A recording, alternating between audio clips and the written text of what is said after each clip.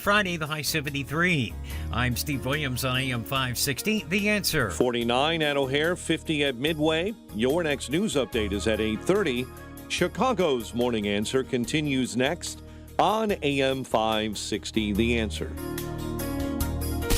Now, from the Signature Bank Studios. This is Chicago's Morning Answer with Dan Proft and Amy Jacobson on AM 560. The Answer.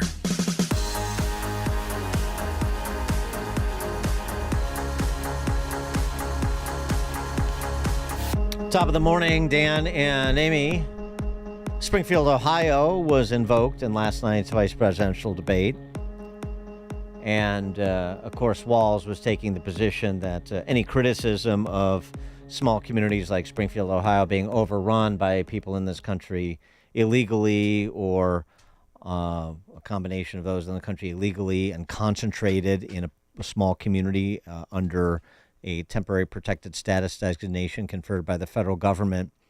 They're being vilified, and that's wrong, and let's not be mean, essentially.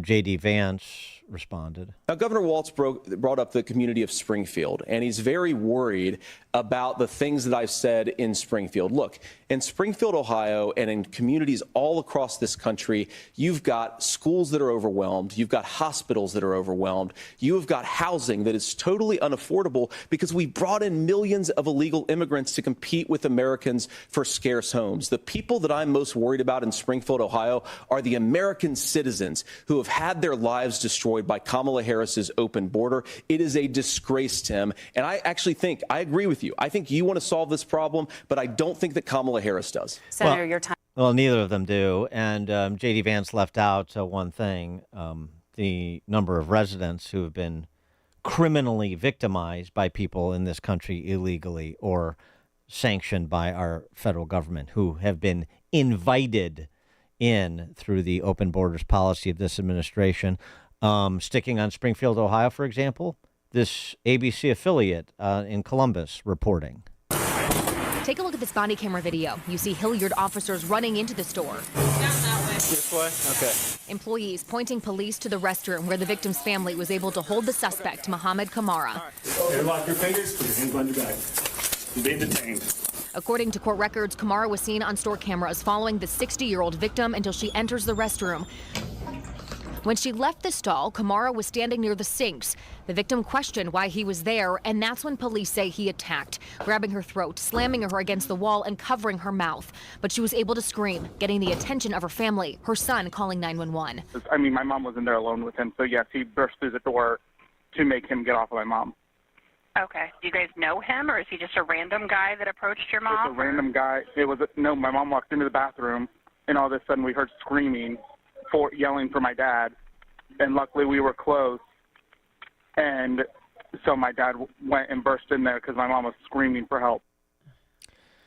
These are the stories that the Trump campaign needs to do a better job, in my opinion, of platforming over the last 4.5 weeks of the campaign, is just letting people tell their stories or amplifying stories that are being reported by the press, the few that are, mainly locally, certainly not coming out of the D.C. press corps, particularly against the backdrop of those numbers that were released by the ICE acting director of ICE to Representative Tony Gonzalez that we have been discussing all week, of the number of people who are convicted criminals in this country legally, roaming about freely, the number of people who are under criminal charges and in this country legal who are roaming around freely. These stories need to be told. These are not partisans. They're just everyday Americans. And I think they're probably more persuasive than the politicians are. Well, Dan, why don't you think why didn't J.D. Vance bring that up about the number of convicted murderers, convicted sex offenders, convicted kidnappers that are here? Yeah, I think you worry about, you're saying that they're all criminals, and there's a very easy response to that. In fact, you could preempt such a silly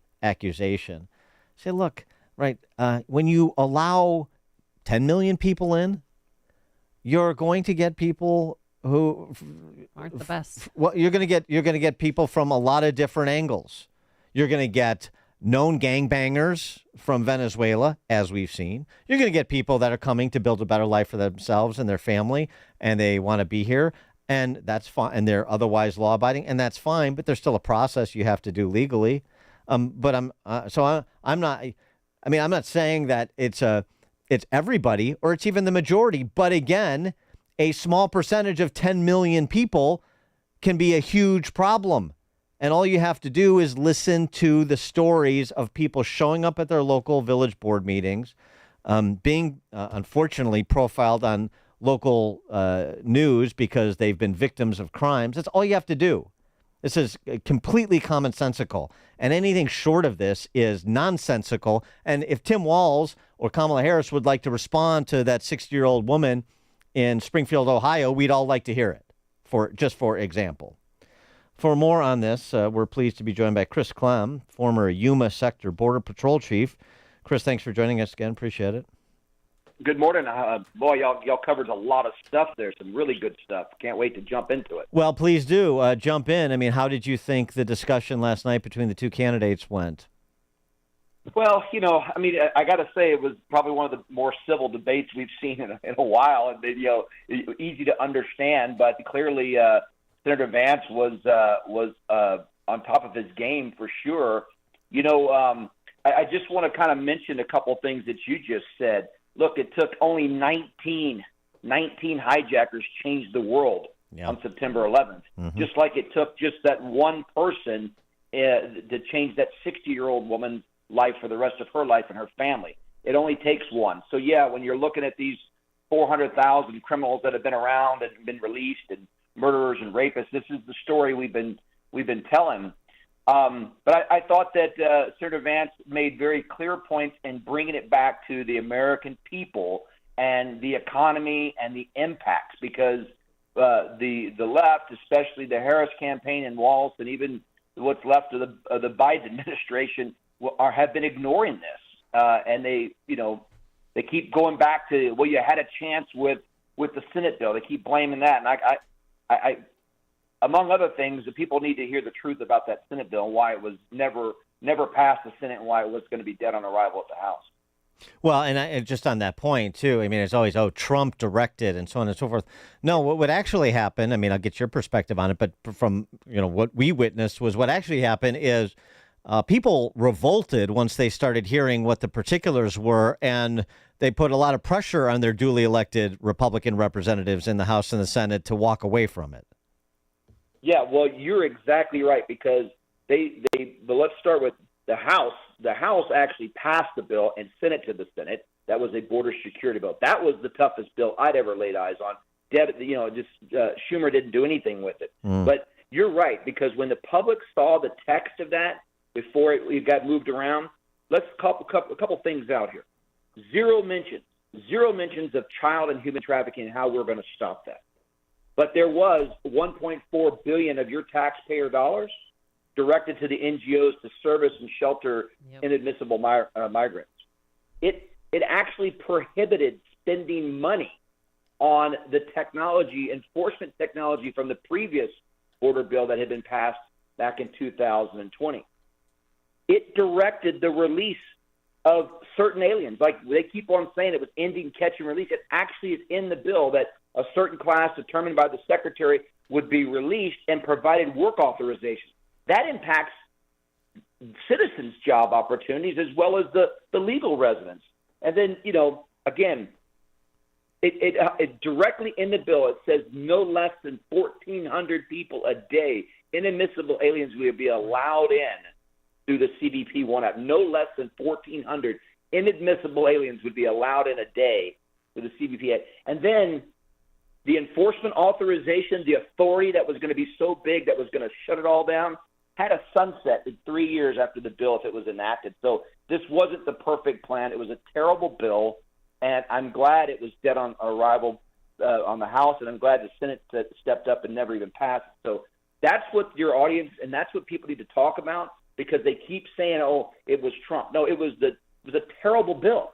So sorry to take up some time on that. Well, but there's also highlights of why bad it is. Nothing to deport illegals. Taxpayer-funded lawyers to illegals. And then there was no immediate wall funds either. So, I mean, that's really why it didn't pass. But and the performance last night of J.D. Vance and Mr. Walls, do you think J.D. Vance owned him? Look, I think he did. I mean, it was a tale of two representatives, if you will. I mean, I just the demeanor just showed who was confident and who knew what was going on and who was ready to lead at a moment's notice versus jazz hands over there from Minnesota. So just completely different people. Can you address the CBP One app, the TPS Temporary Protected Status program that became a source of such controversy last night that Margaret Brennan and Nora O'Donnell had to cut J.D. Vance's mic? But we hear about it. Well, these, for example, the Haitians under temporary protected status. They're here legally, government sanctioned. But that's not the end of the discussion. That's the beginning. For how long? What is the history of the program? Is there corruption within the program in terms of people essentially using TPS? I mean, people saying the politicians in D.C. using TPS as a backdoor way to essentially permanent status in this country. Your understanding of that application as well as those designations. Yeah, so temporary protective status traditionally, and again, there's been all the traditions thrown out the window under this administration, were for people, non-citizens that were here in the United States, pretty much regardless of status, that could not go back to their homeland for whatever reason, whether it was a natural disaster, political uprising, a war. So if you were from, in this case, we're talking Haiti. If you were here from Haiti and your visa had expired or you had entered here illegally and they had designated instability and some kind of problem in Haiti, and we know that their president was assassinated, there was the earthquake, they were not going to deport you back to Haiti for this temporary time. We've seen that play out oftentimes in Central America when they get hit with hurricanes and landslides, the airports are closed down. That is what TPS was designed for. It's like, all right, well, you're already here regardless, and we can't send you back because there's a temporary reason why. Now, it was never designed, it was never intended for you to cross illegally to then claim TPS, because if that was not the purpose of it. And so that's what's happened a lot with this particular TPS they offered the Haitians, because we had so many of them enter illegally. They said, well, we're going to let you stay here. And it actually is very destabilizing because you're picking and choosing which country you're going to protect. And so that sends like a complete wrong message on how our immigration system works. And so, I get it. There are reasons we want to provide that protection, but when they're, again, abusing what it was intended for, it was limited in scale, and now they're using it as a blanket, a free-for-all for people from Haiti. And by the way, the majority of the people from Haiti that have entered illegally left the island many, many years ago. Mm-hmm. They didn't just get on a plane from Port-au-Prince and fly to Mexico and come in. They have been in South America for years. You got to go back to the Brazil, the Rio de Janeiro Olympics. They brought a lot of men in to help rebuild because this was post-earthquake Haiti. And they had been domiciled and working their way up the United States for the last few years. So this TPS is a little abused. On the CBP One app, it is 2024 technology. Everybody is connected. It's not a bad thing. But here's what they've got going on here: is you go on to this app and you just put in your basic information and set a schedule for a hearing. Well, I want to take a bite at the apple. You can be in Timbuktu and apply on this app. You show up to a designated port, and the port officer will verify your ID with what you put in the app, and you're released in for the hearing, whenever that hearing may be. That is ridiculous because they're not doing any screening or vetting. They're not verifying. It's just if you didn't show up as a hit and you show me the ID, that's the same number you got and the same screens like getting a mobile ticket to go to a concert, and they're being let in. Just to add insult to injury to all that, it's taken about 200,000 man-hours a month for our CBP port officers who normally would do inspections and processing cargo and legitimate trade travel. they're spending 200,000 man hours a month processing these people in off of this parole app, and it is mind-boggling that we are allowing this. Not against technology, but straight out of the gate with this and watching it, cause the problems. Look, in July, I don't have August numbers, but from July when they were saying that border numbers were so low, they let in 47,000 people. 47,000 people were let into the country in July because they used the CBP1 app. These people were inadmissible, would not be allowed in any other way, but they let them in, and they all going to get a bite at the apple down the road with their first hearings, which could be months or years down the road. Incredible. I mean, it's just incredible. And so, that one of the big unanswered questions right now, maybe you have insight on this, is how do we get concentrations of thousands of people from wherever they're from? It really doesn't matter. Thousands of people just sort of airdropped into small communities like Charleroi, Pennsylvania, and Springfield, Ohio, and Whitewater, Wisconsin, and Fairhope, Alabama, and so on and so forth. How does that happen? Who is the shot caller? These local officials can't seem to get answers. State officials who are actually seeking them can't seem to get answers. How does that happen? Well, it really comes down top down from the executive, from the White House to the Department of Homeland Security, and since it's interior, it would fall on our Immigration and Customs Enforcement, our ICE enforcement removal operations, and their Homeland Security investigations to really deal with these individuals, these pockets, to make sure that they are monitored, they're detained, or they're removed if necessary. I mean, kind of leading into, as President Trump has mentioned, if he gets back in office, he's going to, do this mass deportation. And again, we've got to be very strategic with that. We have to go after those with the removal orders that have already been through the judicial process and were deemed deportable. We need to go after the ones that are criminals. And the state and locals know that. But here's the biggest thing, and this is how we start cleaning up and getting the immigration system cleaned up in the interior, is you end sanctuary city policies and you get cooperative city policies. That means the state and local and municipal law enforcement will work with federal government, because every one of your beat cops, every one of your sheriff's deputies, they know where these people are. They're just prohibited by their sanctuary policies to take any action. And even if they did, ICE may not even come in, because ICE would be prohibited based on higher level authorities to even deal with certain.